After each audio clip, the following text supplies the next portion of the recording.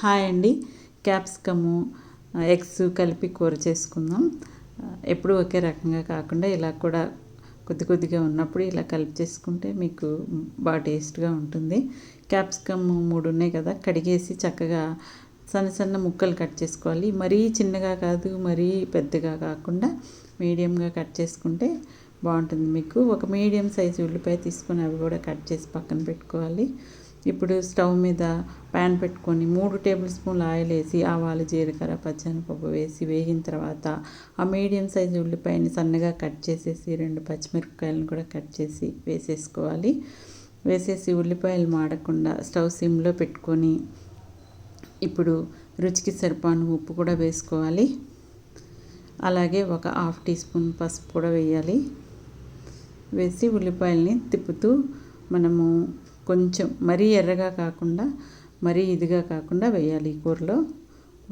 ఇప్పుడు మనము ఒక రెబ్బ కరివేపాకు కూడా వేసుకోవాలి.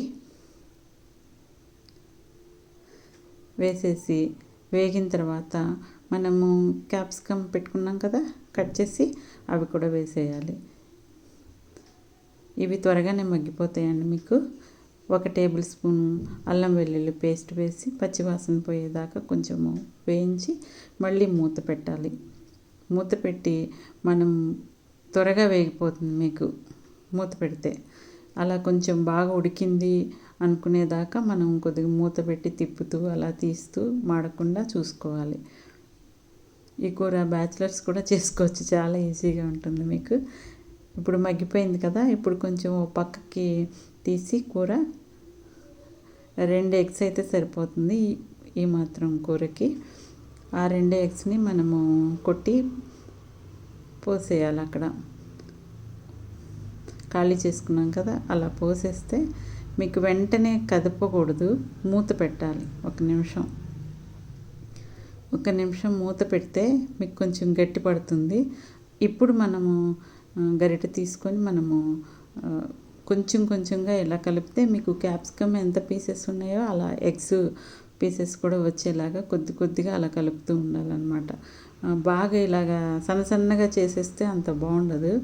క్యాప్సికమ్ పీసులు ఎలా ఉన్నాయో ఈ ఎగ్ పీసెస్ కూడా అలా వచ్చేలాగా మనం కొద్ది కొద్దిగా కలిపితే మీకు గట్టిగా అయిపోయి అలాగే వచ్చేస్తుంది అన్నమాట. మీకు బాగుంటుంది తినేటప్పుడు కూడాను. ఇప్పుడు కొద్దిగా ధనియాల పొడి, కొంచెం గరం మసాలా పొడి, కొద్దిగా ఉంటే జీలకర్ర పొడి కూడా కొద్దిగా స్మెల్ కోసం బాగుంటుందన్నమాట టేస్ట్. అందుకోసమనే చాలా కొంచెం వేసుకొని 1 టీ స్పూను కారం వేసాను నేను. మీరు కొంచెం తగ్గించుకోండి అవసరమైతే. కొద్దిగా కొత్తిమీర సన్నగా కట్ చేసి వేసుకోండి, మంచి స్మెల్ వస్తూ బాగుంటుంది. మీకు కొద్దిగా క్యాప్సికమ్ అదొక స్మెల్ వస్తుంది కదా, దానికి ఎగ్గు, ఈ కొత్తిమీర ఇవన్నీ కలిపి చాలా బాగుంటుంది. మీకు చపాతీలోకి కూడా బాగుంటుంది ఈ కర్రీ. మీకు చేసుకోవటం కూడా చాలా ఈజీ, బ్యాచిలర్స్ కూడా చేసుకోవచ్చు. మనం పప్పు చేసుకున్నప్పుడు అలా కూడా చేసుకోవచ్చు. ఇంతేనండి. మీకు ఎలా వచ్చిందో నాకు కామెంట్ చేయండి. Thank you.